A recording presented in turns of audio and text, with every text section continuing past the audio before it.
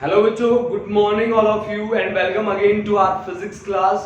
बच्चा party, today we are going to do some numericals based on rotational motion chapter.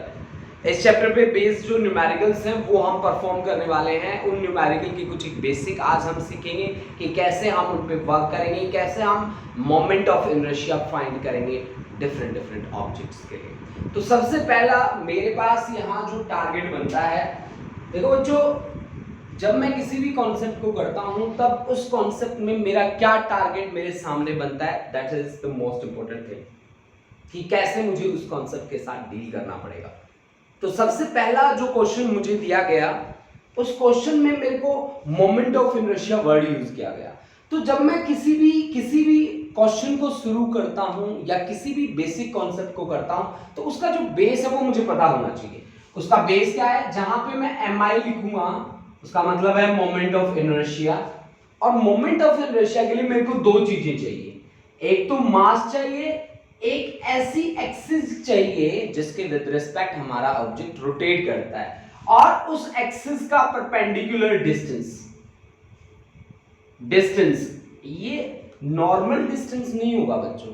इस बात को हमेशा याद रखें कि this is perpendicular distance from axis of rotation.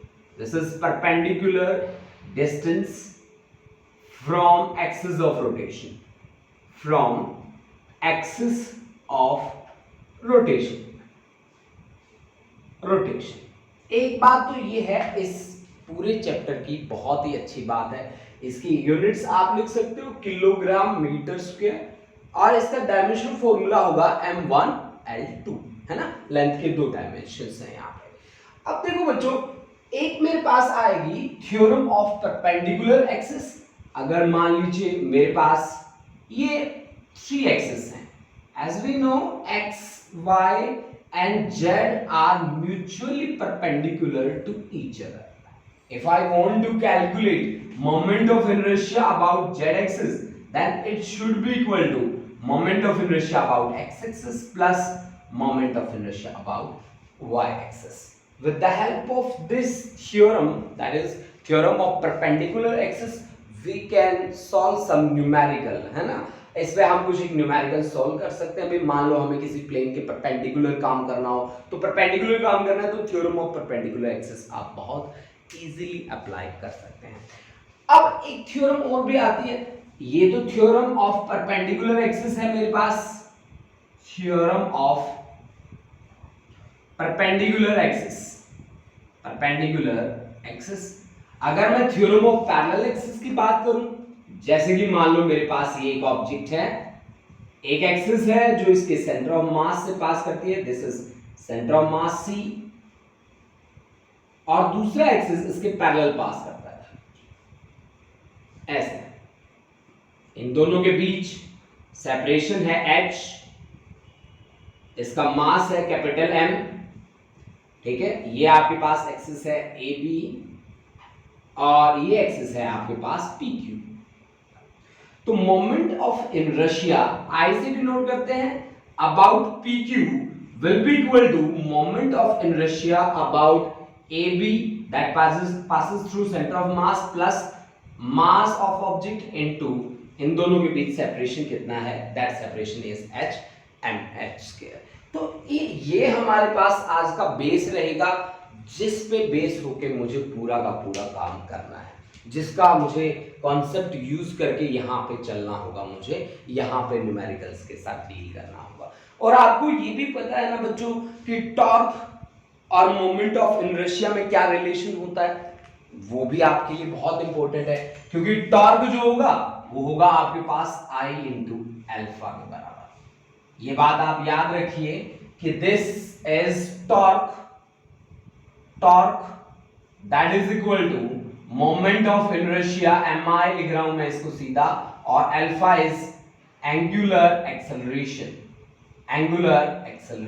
This is the most important thing. Also L angular momentum is equal to I into omega. Omega is angular velocity, L is angular momentum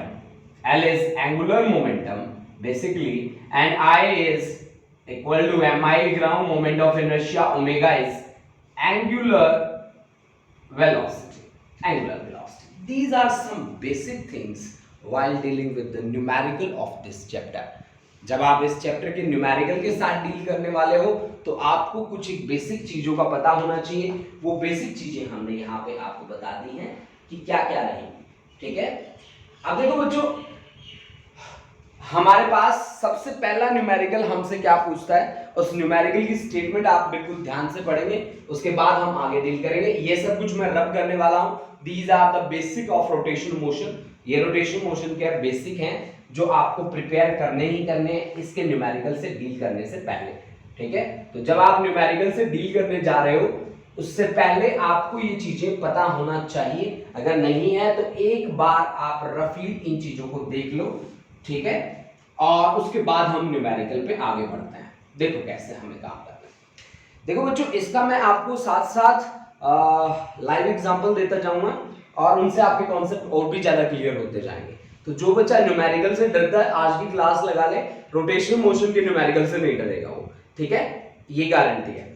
अब देखो हमने क्या करना है, the moment of inertia of a uniform cylinder of length L. Cylinder का length दे रखा है L, radius उसका दे रखा है आर के बराबर, about its perpendicular bisector as I, है ना। मोमेंट ऑफ इनर्शिया दे रखा है अबाउट इट्स परपेंडिकुलर बाइसेक्टर, ठीक है। What is the ratio L by R such that moment of inertia is minimum? Perpendicular bisector जो लेंथ को दो भागों में बांटता है। मान लीजिए मैंने एक शेप बना रखी है, इस तरह की शेप है, तो परपेंडिकुलर बाइसेक्टर किस तरह से होगा। मान लीजिए कि आपकी जो एक्सिस है परपेंडिकुलर बाइसेक्टर, तो मेरे ख्याल से ऐसा होना चाहिए। This is the axis I think, है ना, ये एक्सिस है भाई, ये अब एक्सिस है, इस एक्सिस के अबाउट ऐसे रोटेट कर रहा है ना। अब मेरे को क्या करना पड़ेगा, मेरे को मोमेंट ऑफ इनर्शिया निकालना पड़ेगा। अब ये कॉन्सेप्ट आपके सामने कुछ इस तरह से आया, ठीक है। अब आपको क्या करना पड़ेगा, मोमेंट ऑफ इनर्शिया कैलकुलेट करना है। तो आपके पास क्या है, एक सिलेंडर है जिसकी लेंथ है एल के बराबर। ये लीजिए बच्चों, ये आपने लिया एक सिलेंडर जिसकी लेंथ है एल के बराबर, और ये है आपका परपेंडिकुलर बाइसेक्टर।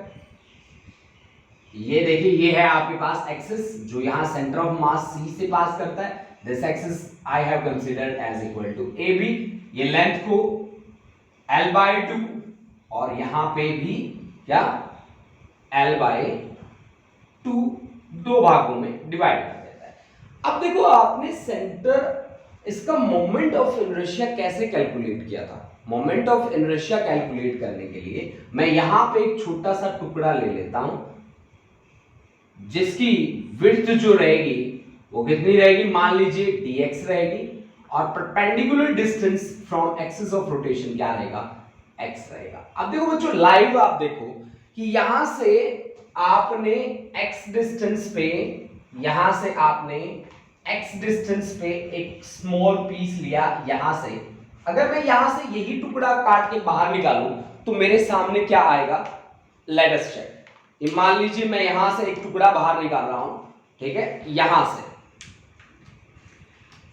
ऐसे एक टुकड़ा बाहर निकाल रहा हूं जिसकी विड्थ कितनी है, dx है, ठीक है। आपके सामने की बात है, देख लो।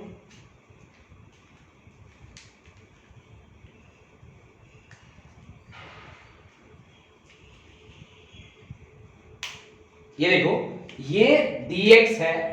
अगर मैंने इसको काट के बाहर निकाल लिया तो ये आएगा मेरे पास, देख लो बच्चों, इस तरह के। अगर ये आपका सॉलिड है तो ये मेरे पास क्या आएगा, एक डिस्क की तरह आएगा, जिस डिस्क की थोड़ी बहुत मोटाई है और उसकी जो विड्थ है दैट इज dx। तो अब मेरे पास मोमेंट ऑफ इनर्शिया किस किस के लिए बनेगा, एक तो लेंथ को इसने दो भागों में डिवाइड कर रखा है उसके लिए बनेगा, दूसरा इस तरह की डिस्क लगी है इसमें, एक ये लगी है, दूसरी आगे लगी है, तीसरी आगे, इस तरह से ये डिस्क से मिलकर बना है। तो मोमेंट ऑफ इनर्शिया मेरे पास क्या रहेगा, I इज इक्वल टू क्या रहेगा, डिस्क के लिए कितना होता है, अगर मैं इसी डिस्क की बात करूं तो इसके लिए मेरे पास मोमेंट ऑफ इनर्शिया रहेगा कितना, m मास r स्क्वायर, r रेडियस है इस डिस्क का, divide by 4, m r square divide bye 4, क्योंकि एक्सिस इसके कहां से पास करता है, m r square divide bye 4 हमारे पास रहेगा, ठीक है। और दूसरा ये लेंथ को दो भागों में बांटता है, तो इसके लिए m l square divide bye क्या रहेगा 12। अब ये कॉन्सेप्ट हमने कहां किया, देखो बच्चों ये कॉन्सेप्ट आपने किसी लेंथ एलिमेंट को, कोई भी एक्सिस है, अगर मैं रेक्टेंगुलर ले लूं और वो एक्सिस यहां से पास करती है जो लेंथ को दो भागों में बांटती है, तो फिर आपके पास कॉन्सेप्ट क्या बनता था, एम एल स्क्वायर बाई 12। ये आपने किया है, एक्सप्रेशन मोमेंट ऑफ इनर्शिया निकाला था रेक्टेंगुलर कॉइल के लिए। और ये आपने कहां किया था, एक डिस्क के लिए जो आपने काम किया था, डिस्क के लिए काम किया था, मोमेंट ऑफ इनर्शिया निकाला था, वो मोमेंट ऑफ इनर्शिया था एम आर स्क्वायर बाई 4। यानी कि जब मैंने आपको ये चीज दिखाई तो इसमें से डिस्क भी बाहर निकल के आई और लेंथ को भी हमने दो भागों में डिवाइड किया। Then this is the concept M R square by 4 plus M L square by 12, M L square by 12। देखो यहां पे यही चीज है जो आपको समझनी है, ठीक है ना बच्चों। अब देखो बेटा यहां पे थोड़ा सा मैं कॉन्सेप्ट को रोटेट करके चलूंगा। यहां पे हमने इसकी जो विड्थ है वो dx मान रखी है, मैंने आपको दिखा भी दिया है कि किस तरह से हमने कंसीडर किया था। अब हम मान लेते हैं कि let rho be the density, rho हमने मान लिया उसको डेंसिटी। डेंसिटी क्या होता है बच्चों, मास per unit volume.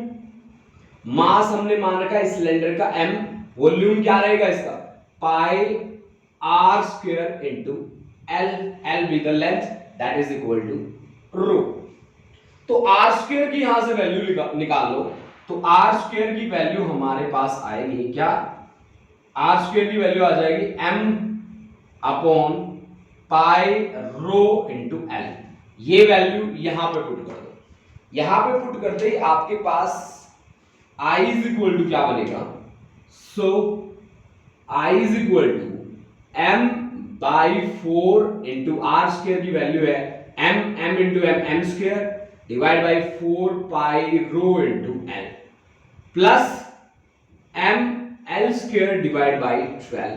This is moment of inertia of a cylinder for which axis passes through its perpendicular bisector, ठीक है। ये आपके पास मोमेंट ऑफ इनर्शिया आ गया। अब देखो बच्चों यहां पे मैक्सिमम और मिनिमम की बात करी गई है कि such that moment of inertia is minimum. आज मैं आपको बता रहा हूं कि जहां पे मैक्सिमम या मिनिमम की बात होती है ना, वहां हमेशा आपको इस चीज का डेरिवेटिव लेके जीरो के इक्वल पुट करना है। फॉर मैक्सिमम और मिनिमम, मैं यहां पे मेंशन कर रहा हूं ये बात, फॉर मैक्सिमम की बात हो या फिर मिनिमम की बात हो, जो आपके पास क्वांटिटी है that quantity is moment of inertia, उसके डेरिवेटिव को हमेशा जीरो के इक्वल पुट करेंगे आप, that is D I by किसके with respect to length, D I by D L must be equal to zero, D I by D L must be equal to zero for maximum और minimum, ठीक है। Maximum और minimum की बात जहां पे भी होगी आप इसको जीरो के बराबर रख दो। तो D I by D L को जीरो रखते ही मेरे पास इसका डेरिवेटिव भी लेना पड़ेगा, D by D L of इसका derivative M square upon 4 pi rho L और plus D by D L of M L square divide by 12 that must be equal to zero. अब इसके डेरिवेटिव को solve करना हमारा target बन चुका है।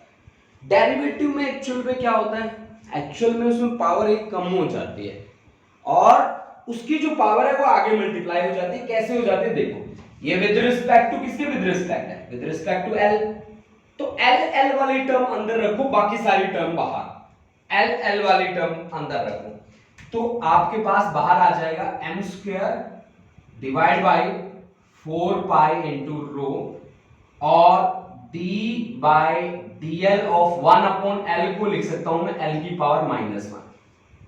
अच्छा यहां पे m by 12 D by D L of L की पावर 2। अब ये क्या करेगा, ये डी बाय डी एल इस एल के साथ क्या करेगा, इसकी पावर को एक कम कर देगा। ठीक है, तो एम स्क्वायर 4 पाई रो, इसकी पावर कितनी, -1, यहां मल्टीप्लाई कर देगा -1 के साथ, और पावर इसकी एक कम कर देगा, तो एल की -1 कितना हो जाएगा, -2। यहां पावर कितनी है, 2, तो 2 आगे आ जाएगा, 2m/12, और इसकी पावर एक कम कर देगा, l की पावर 2 - 1 दैट इज 1। यानी कि अब आपके पास कॉन्सेप्ट बन जाएगा क्या, कि m square -4 pi rho l square और plus ml/6 that is equal to 0। This is equal to 0, a 0 के इक्वल है, दिस इज इक्वल टू 0। अब यहां से मैं l की वैल्यू निकाल रहा हूं बच्चों। देखो थोड़ा सा लेंथी तो बन रहा है, लेकिन है कॉन्सेप्ट बहुत ही अच्छा, जिस कॉन्सेप्ट से आप एक कॉन्सेप्ट से 3-4 कॉन्सेप्ट जरूर सीख जाओगे। ठीक है, थोड़ा सा लेंथी तो बनेगा, मैं मानता हूं इस बात को, लेकिन ये कॉन्सेप्ट आपको बहुत ही अच्छे अच्छे कॉन्सेप्ट सिखा के जाएगा। ठीक है, देखो कैसे। अब देखो यहां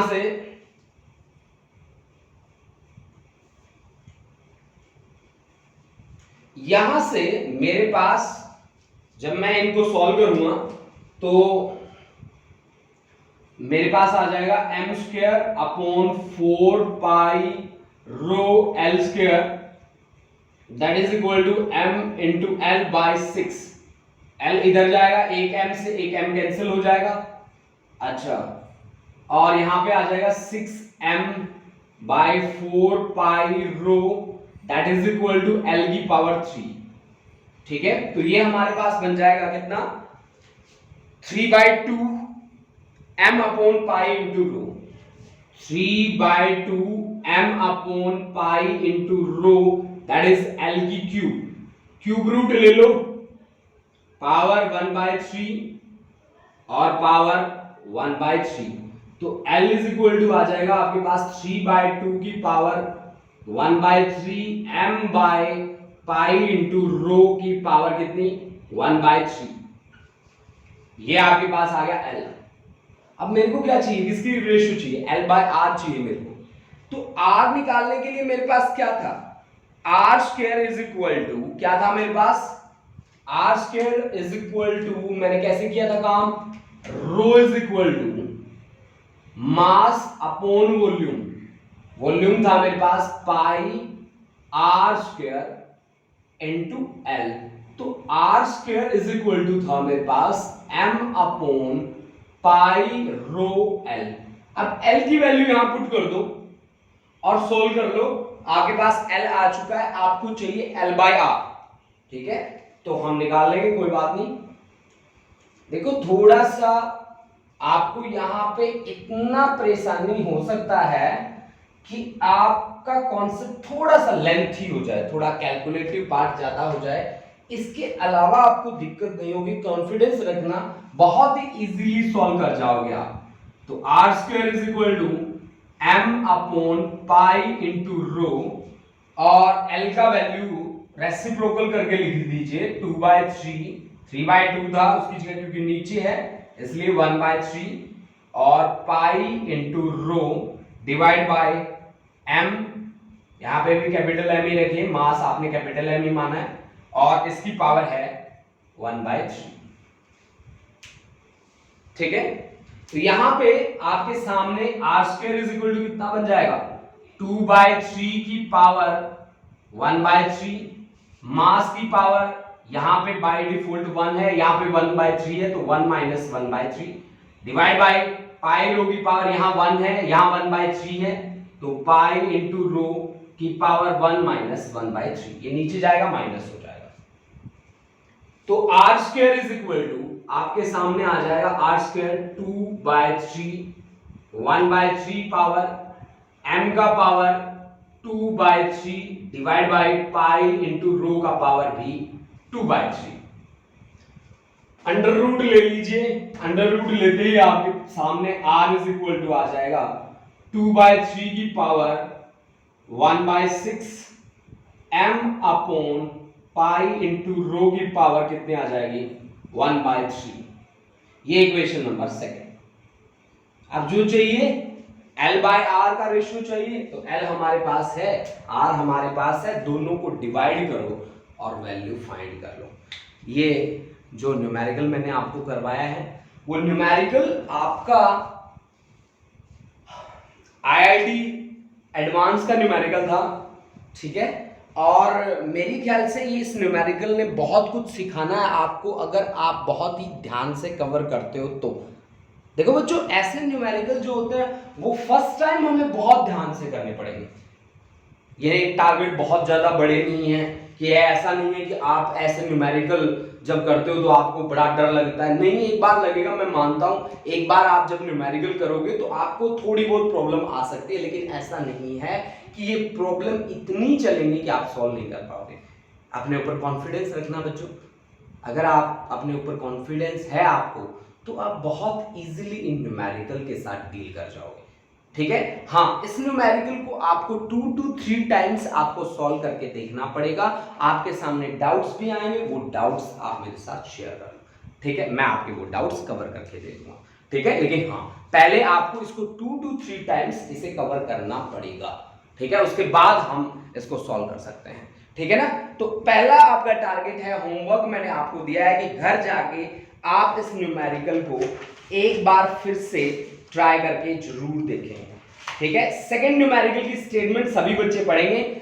जिस जिस बच्चे को समझ में आएगी स्टेटमेंट, प्लीज कमेंट बॉक्स में जाके मेरे को बताएंगे कि सर मेरे को स्टेटमेंट समझ में आ गई, ठीक है। Second numerical, a uniform road of mass m length l is pivoted at one end so that it can rotate in vertical plane।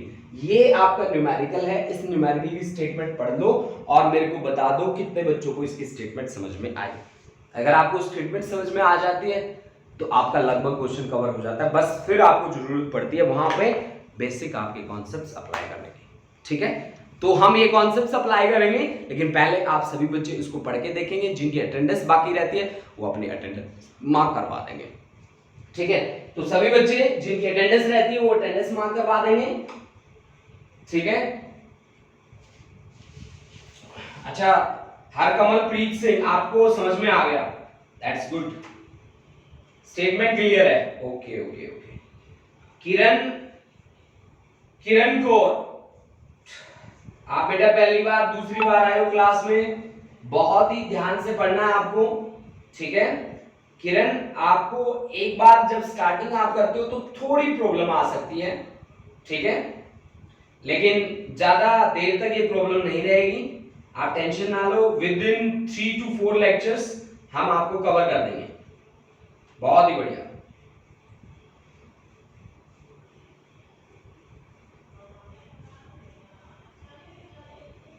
जो बच्चे बाद में आए थे, भारती के बाद अभी आया था, हरमनदीप कौर आई थी, सिमरनप्रीत कौर 11C, भवजोत कौर 11C, वृंदा ठाकुर, सुखमन जोत कौर,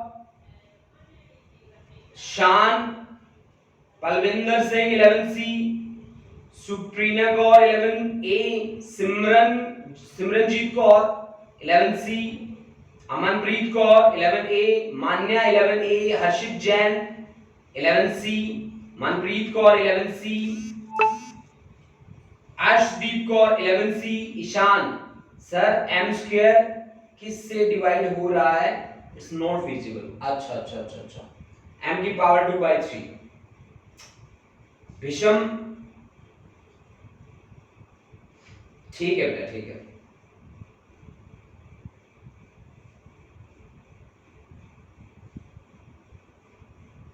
हाँ चिराग, हो गई अटेंडेंस बेटा, हो गई। Gurleen Singh sir mr²/4, can you tell how it come.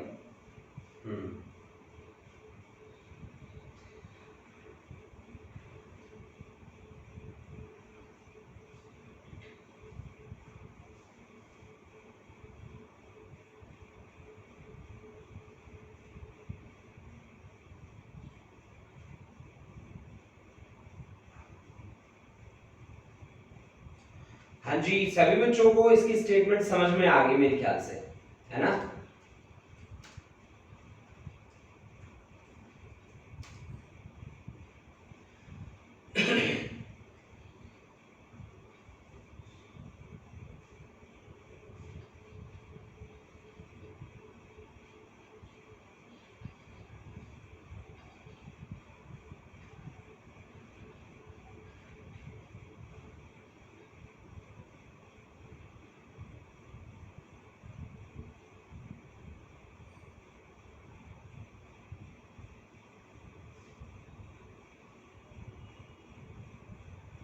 हाँ जी, एक बात आप देख लीजिए कि जो हमने लास्ट न्यूमेरिकल किया है उसमें हमने सिलेंडर लिया और उस सिलेंडर के साथ हमने डील करने के लिए उसको छोटे छोटे डिस्क में हमने क्या कर दिया है, डिवाइड कर दिया है, छोटे छोटे टुकड़ों में हमने डिवाइड किया उसको। ये बात आप ध्यान रखेंगे तो आपका कॉन्सेप्ट आपके लिए बहुत ज्यादा इजी हो जाएगा और क्लियर भी हो जाएगा।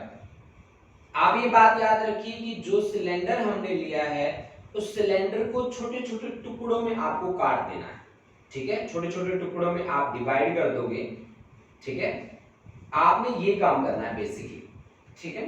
देखो कैसे आप वर्क करते हैं।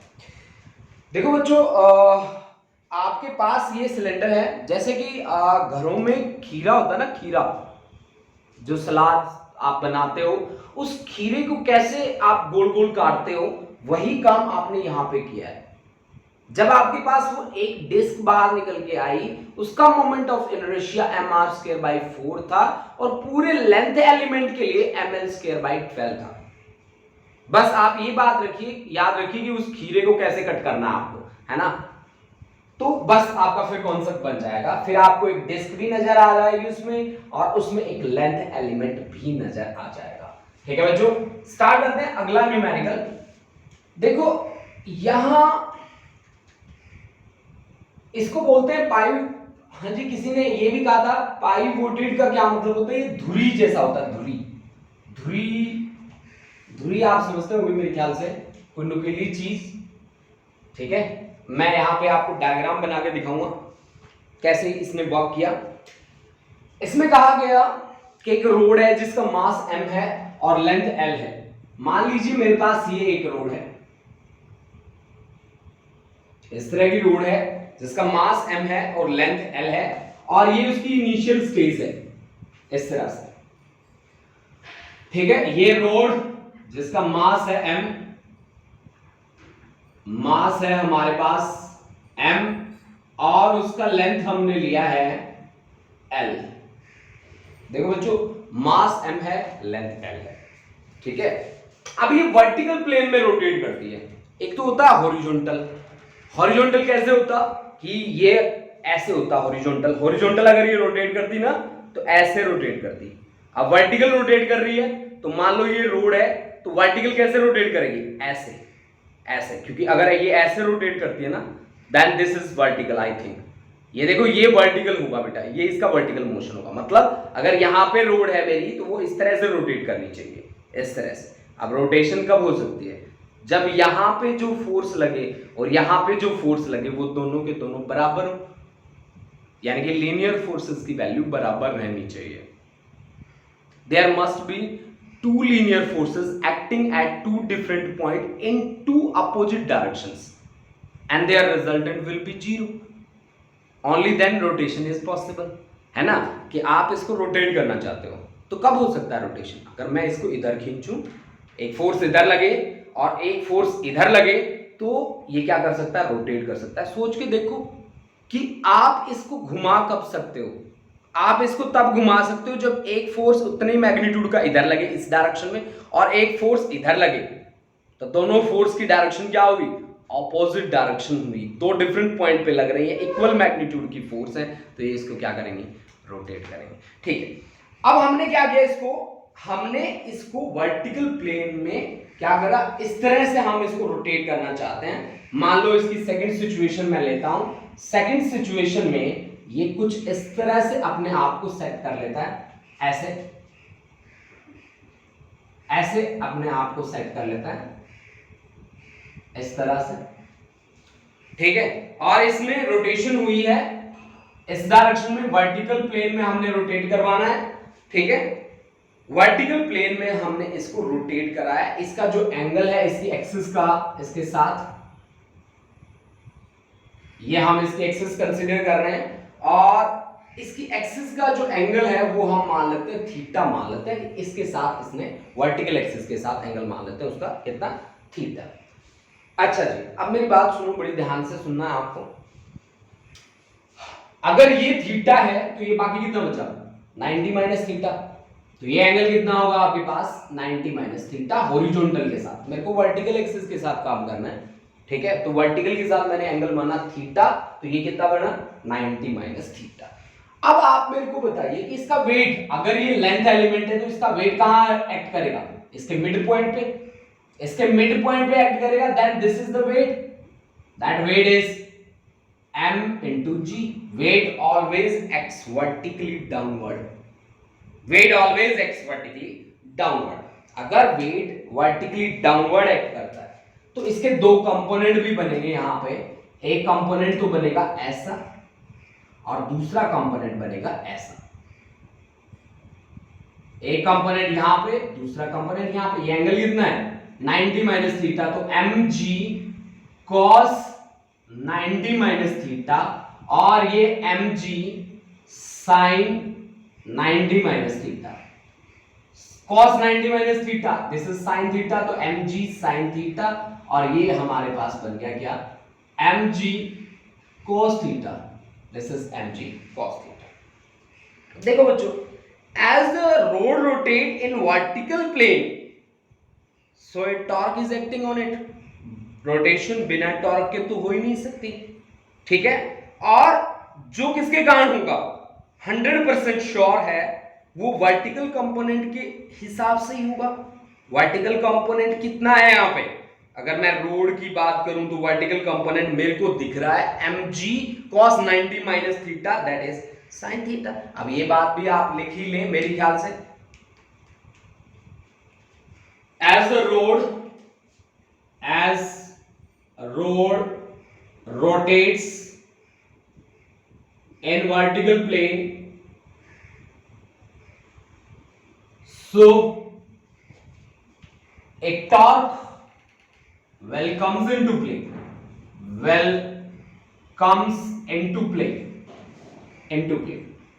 अब टॉर्क के लिए क्या चाहिए होता है बच्चों, टॉर्क के लिए चाहिए एक फोर्स और इनटू परपेंडिकुलर डिस्टेंस। अब फोर्स कौन बनेगा, फोर्स बनेगा ये, परपेंडिकुलर डिस्टेंस कौन बनेगा ये। अब ये कितना बाकी रहता है, l/2 ऊपर l/2 नीचे, तो आपके पास mg sin थीटा, यानी कि torque is equal to mg sin theta multiply by perpendicular distance कितना है, this is the perpendicular distance, that is equal to half of the length of rod, that is l/2। तो mg sin theta into l/2। मेरे को क्या चाहिए, मेरे को क्या निकालना है, what is the angular acceleration of road when it makes an angle theta with the vertical. मैंने कहा ना थीटा एंगल, एंगुलर एक्सेलरेशन चाहिए ना, अल्फा चाहिए ना, आ गया आपके पास। क्योंकि आपको पता है ना कि टॉर्क क्या होता है, torque is equal to I into alpha होता है बच्चों, ठीक है। इक्वेट कर लीजिए दोनों को, इक्वेट करते ही I into alpha, that comes out to be mg sin theta into l/2, mg sin theta into l/2। अब आप बताइए मेरे को कि किसी भी रोड के सेंटर में मोमेंट ऑफ इनर्शिया की वैल्यू क्या होती है, I कितना होना चाहिए, ml² डिवाइड बाय कितना 3, क्योंकि एक एंड से वो रोटेट कर रहा है तो उसकी एक्सिस कहां से पास करेगी, उसकी axis through one and, axis passes through one end. If axis passes through one end, then moment of inertia is ml² by 3।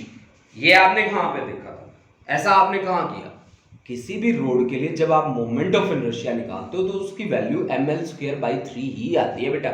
इसको चेक कर लेना जहां हमने मोमेंट ऑफ इनर्शिया करे, ठीक है। तो अब अगर मैं इन दोनों को इक्वेट करूं और I की वैल्यू रखूं ml² by 3 और into alpha, that is mg sin theta into l/2। अब आप इसको सॉल्व कर लो थोड़ा बहुत, जो भी सॉल्व करना है।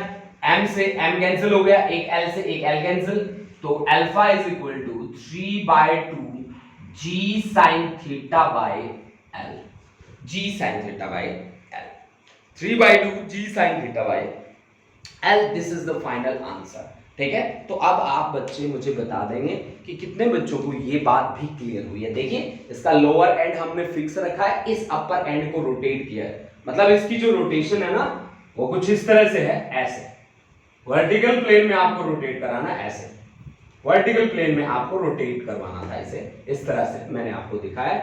उसने रोटेट किया और ये एंगल जो है, ये एंगल आपका थीटा है, ये बात आप याद रखिएगा बच्चों। ये एंगल है आपके सामने जो मैंने यहां पे आपके लिए बनाया है, दैट एंगल इज थीटा। इस पे बेस्ड आपको एक असाइनमेंट प्रोवाइड की जाएगी, उस असाइनमेंट को आप सॉल्व करके देखेंगे, वहां बहुत सारे डाउट्स आपके सामने आएंगे और वो डाउट्स आप मेरे साथ शेयर करेंगे। ठीक है, कुछ बच्चों का रिजल्ट भी रहता है, वो बच्चे मेरे पास एक बार व्हाट्सएप कर देंगे दोबारा से, मैं उनको उनका रिजल्ट दोबारा सेंड कर दूंगा। अगर नहीं किया है तो स्टार्टिंग में पहली बार ही कर दूंगा। ठीक है, तो अब बात बताइए मुझे, कितने बच्चों को ये कॉन्सेप्ट समझ में आया? कितने बच्चों को समझ में आया ये कॉन्सेप्ट?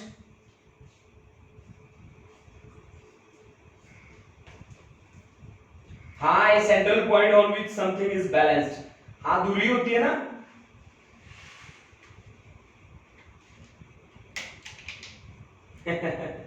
अमरवीर थोड़ा दिमाग लगाना पड़ा है। अच्छा, दैट्स गुड, दिमाग तो लगाना ही पड़ेगा बेटा। अच्छा, गुरलीन को समझ में आ गया, अंशिका, विषम, बहुत बढ़िया बहुत बढ़िया। Palvinder said this concept was very easy to understand।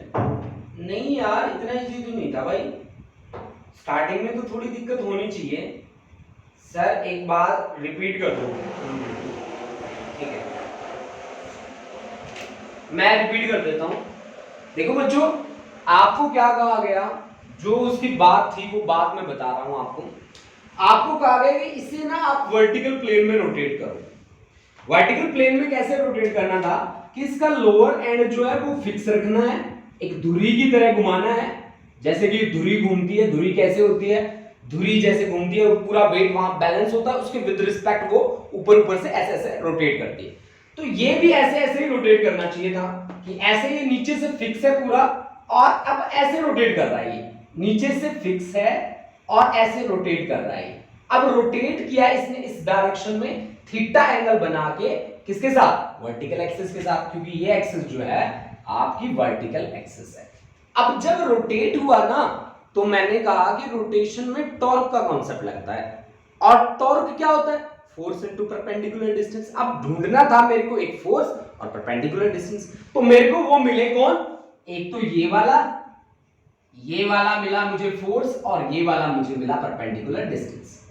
ये वाला मुझे मिला फोर्स, ये वाला मिला मुझे परपेंडिकुलर डिस्टेंस। तो ये परपेंडिकुलर डिस्टेंस कितना है, यहां से लेकर यहां तक, half of length of road, और ये फोर्स कितना है यहां तक, mg sin थीटा। तो फिर मेरी बात बन गई, मेरे पास टॉर्क आ गया mg sin theta, that is the force into perpendicular distance, perpendicular distance is l/2। अब मेरे को ये भी पता है कि टॉर्क जो होता है वो I into अल्फा के बराबर होता है। This is the relation between torque and angular acceleration, या मोमेंट ऑफ इनर्शिया भी बोल सकते हो आप। तो torque is equal to I into alpha. अब मेरा टारगेट था कि मोमेंट ऑफ इनर्शिया क्या हो। अगर आप इसको फिक्स रख के, इस एंड को फिक्स रख के इस एंड को रोटेट करवा रहे हैं, तो आप कहां से लेकर कहां तक चल रहे हैं, 0 से लेकर L तक। अब जब आप 0 से लेकर L तक जाते हैं, मतलब एक एंड के विद रिस्पेक्ट काम कर रहे हैं आप, with respect to this and we are working ना, ठीक है। अगर इस एंड के विद रिस्पेक्ट वर्क कर रहे हैं, तो मोमेंट ऑफ इनर्शिया की वैल्यू होती है ml²/3। If axis passes through one of its end, then moment of inertia is ml²/3। ये वैल्यू यहां पे रखो, दोनों को इक्वेट कर लो, वैल्यू आ गई हमारे पास अल्फा की, that alpha is angular acceleration, that alpha is angular acceleration. वही अल्फा किसके बराबर है बच्चों, एंगुलर एक्सेलरेशन के बराबर है। ठीक है, अब हम करते हैं तीसरा न्यूमेरिकल, थर्ड न्यूमेरिकल अब हमें करना है। ठीक है, मैं आपको आज एक एक्सरसाइज भी दूंगा, जो एक्सरसाइज आपको घर पे परफॉर्म करनी पड़ेगी। घर पे परफॉर्म करोगे आपको बहुत सारे डाउट्स आएंगे, आप प्लीज वो सारे डाउट मेरे साथ शेयर जरूर करना बच्चों। आज मैं केवल आपको दूंगा 10 न्यूमेरिकल्स, केवल 10 न्यूमेरिकल्स, ओनली 10 न्यूमेरिकल्स। जो बच्चा मेरे साथ पर्सनली व्हाट्सएप पे जुड़ा है उसको व्हाट्सएप हो जाएंगे, जो ग्रुप में है रिवीजन वाले ग्रुप में जो बच्चा है वो रिवीजन में चले जाएंगे, रिवीजन वाले ग्रुप में भी चले जाएंगे, ठीक है। अगर कोई बच्चा मेरे से व्हाट्सएप पे नहीं जुड़ा हुआ है प्लीज मुझे व्हाट्सएप करो, आपका नंबर ऐड करवा दो मेरे पास, ताकि जो भी नए नए आपको स्टडी मटेरियल दिया जाए या कोई असाइनमेंट्स दी जाए तो वो असाइनमेंट और स्टडी मटेरियल डायरेक्टली आप तक पहुंच सके, ठीक है बच्चों। इसलिए आपके नंबर मेरे पास होना बहुत जरूरी है, ठीक है। अब देखो थर्ड न्यूमेरिकल हमसे क्या पूछ रहा है। From A solid sphere of mass m, radius r, a cube of maximum possible volume is cut। मैं आपको एक बात बता दूं कि आपको जो बात कही गई है वो है एक सॉलिड स्फीयर है जिसका रेडियस r है, उससे कट करके हमने एक क्यूब निकाली है जिसकी लेंथ ब्रेथ और हाइट बराबर है, ठीक है। और उसकी लेंथ ब्रेथ और हाइट हमने मान रखी है a के बराबर। ये देखो बच्चों ये हमने यहां से बाहर निकाला है, ठीक है। तो आपको मैं एक बात बता दूं कि मैक्सिमम पॉसिबल वॉल्यूम की बात करिए, ये तभी पॉसिबल होगा, ये चीज आप आगे के फर्दर न्यूमेरिकल्स के लिए भी प्रिपेयर कर लें। Maximum possible volume, maximum possible volume, ठीक है। मैक्सिमम पॉसिबल वॉल्यूम की बात करिए of cube will occur, of cube will only when, ये एक कंडीशन है जिसमें आपको हमेशा काम करना ही करना पड़ेगा कि √3a that is the side of the cube, इस क्यूब की साइड है a, this is equal to 2r, this is equal to 2r, यानी कि आपके पास साइड ऑफ क्यूब कितना आ गया, a is equal to 2√3r। ये बात आप इन फ्यूचर जब भी कोई न्यूमेरिकल करो तब भी आप याद रखना, ये मैथमेटिक्स में आपको इसकी डेरिवेशन मिलेगी। आप चाहते हो कि मैं डेरिवेशन बताऊं तो मैं डेरिवेशन आपको अब नहीं बताऊंगा, कल बता दूंगा, कोई बात नहीं, ठीक है। तो ये बात आप याद रखें कि maximum possible volume of cube will occur only when √3a, a will be the side of the cube and r be the radius of the sphere, radius of the sphere। अब आप निकाल लीजिए डेंसिटी किसकी, sphere की। Sphere के लिए density क्या होगी, डेंसिटी रो, डेंसिटी का फॉर्मूला होता है this is mass per unit volume.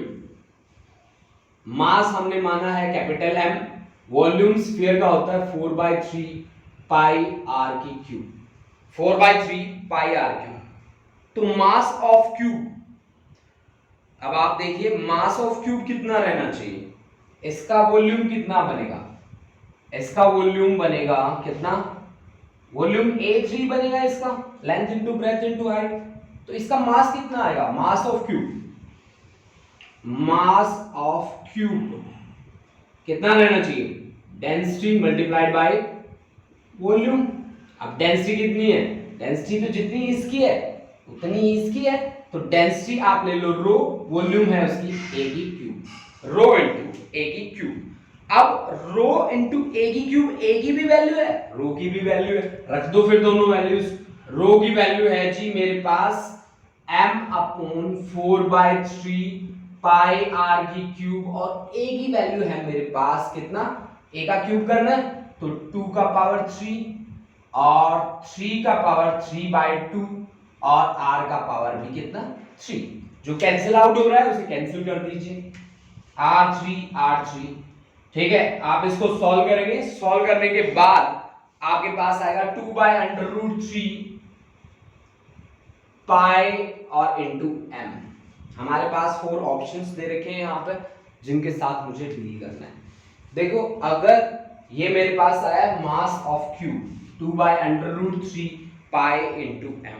अब आपको भी पता है कि मोमेंट ऑफ इनर्शिया जब निकाला जाता है, अगर आप किसी भी क्यूब के लिए मोमेंट ऑफ इनर्शिया निकालते हो, एक्सिस उसके एक फेस का परपेंडिकुलर पास करती है। क्यूब में कितने फेस होते हैं? क्यूब में फेस होते हैं बच्चों 6, 1 2 3 4 5 6 फेसेस आर देयर। तो आप कैसे वर्क करोगे? अगर एक्सिस एक कोने से पास करती है, अगर एक्सिस एक कॉर्नर से पास करती है, तो आपके पास मोमेंट ऑफ इनर्शिया आएगा पूरे के लिए ma²।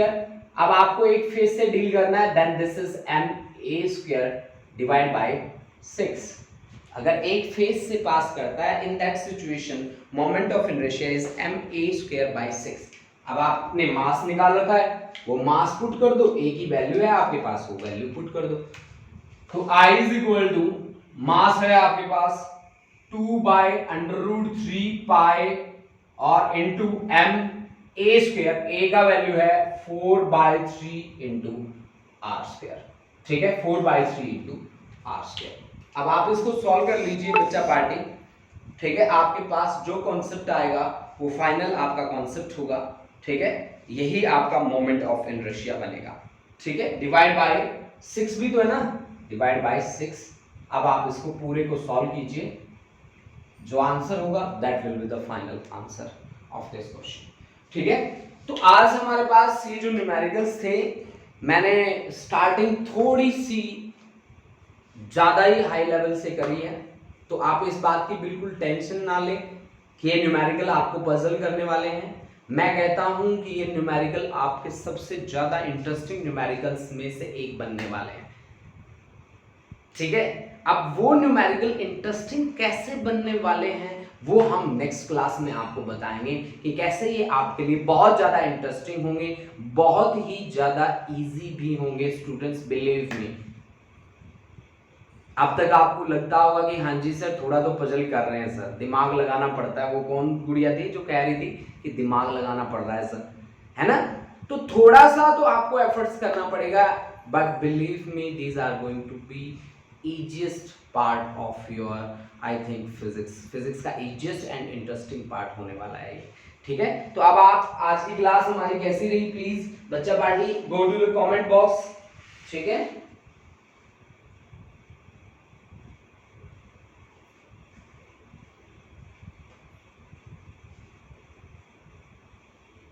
गुरलीन सिंह बेटा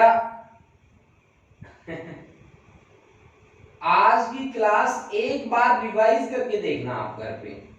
ठीक है, रिवाइज करके देखोगे तभी आपको हर बात समझ में आएगी। आई थिंक जब तक आप रिवीजन नहीं करते तब तक आपके लिए थोड़ा सा प्रॉब्लमेटिक रहेगा ये सब कुछ। ठीक है,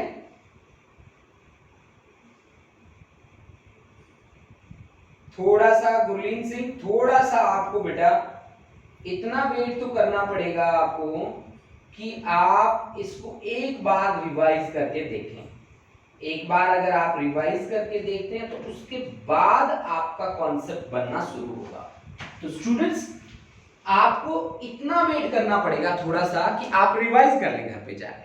ठीक है, जैसे ही आपकी रिवीजन ओवर हो जाती है, कंप्लीट हो जाती है, फिर आप मेरे को बताएं। आपके लिए असाइनमेंट जल्दी से जल्दी आ रही है, बस आप फटाफट से इसको 2 बार रिवाइज कर लो और 2 बार रिवाइज करके फिर मेरे को व्हाट्सएप कर देना अगर आपको कोई डाउट आए तो।